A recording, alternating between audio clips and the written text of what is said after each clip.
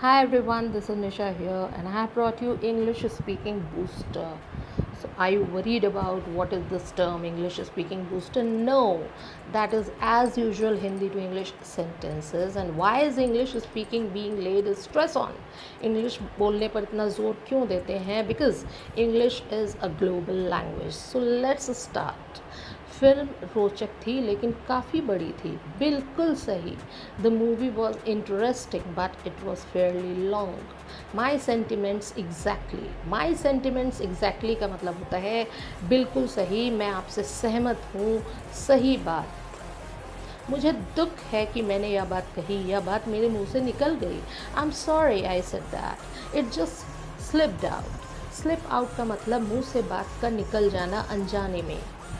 उसका नाम मेरी ज़बान पर रखा है. Her name is on the tip of my tongue. On the tip of one's tongue का मतलब है किसी बात का ठीक से याद ना आना. यस, द नेक्स्ट इज़ तुम अच्छा महसूस करोगे अगर अपने अंदर दबी बातें बता दोगे. You will feel better if you get it off your chest. Get it off one's chest का मतलब होता है बातें बाहर निकाल देना, बता देना. दोनों राज्य चक्रवाती तूफान का सामना करने के लिए तैयार हैं. Both states brace for cyclonic storm. Your fly is open, इसका मतलब है आपकी पैंट की चेन खुली है. ये एक स्लैंग टर्म है. जब पैंट की चेन खुली होती है किसी जेंट्स की, तब बोलते हैं ये. क्या मैं तुम्हारी नई साइकिल चला सकती हूँ? हाँ, चला सकती हो. Can I try out your new bicycle? Be my guest. Be my guest का मतलब होता है हाँ तुम ये कर सकती हो. ये परमिशन देने का तरीका है. अगले हफ्ते उसकी परीक्षा है और वह बहुत ध्यान से पढ़ाई कर रहा है. His exam is coming up in a week and he has been poring over his material. ये भी एक एक्सप्रेशन है, पोरिंग ओवर वंस मटीरियल, बहुत ध्यान से पढ़ाई करना. इन वाक्यों का कोई मतलब नहीं है. क्या हमसे कहीं गलती हो गई है? These sentences don't make sense. Have we slipped up somewhere? So this one, slip up. This means to make mistake. This is also one of the English. तुम्हारा दोस्त यहाँ का नहीं लगता है. Your friend doesn't seem to be around here. मुझे विश्वास नहीं हो रहा कि हम समय पर एयरपोर्ट पहुंच गए.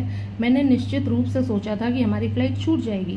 आई can believe we made it to the airport on time. I thought for sure that we would miss the flight. Made it to means to reach somewhere, to reach the destination.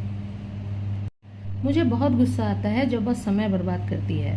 It really ticks me off when she डोडल्स.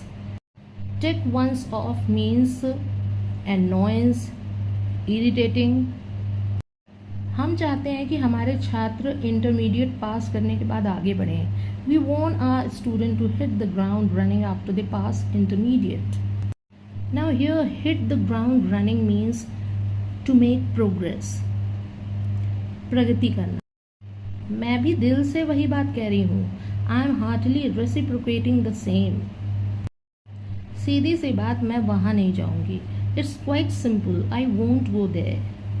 Like this we speak in our day-to-day life.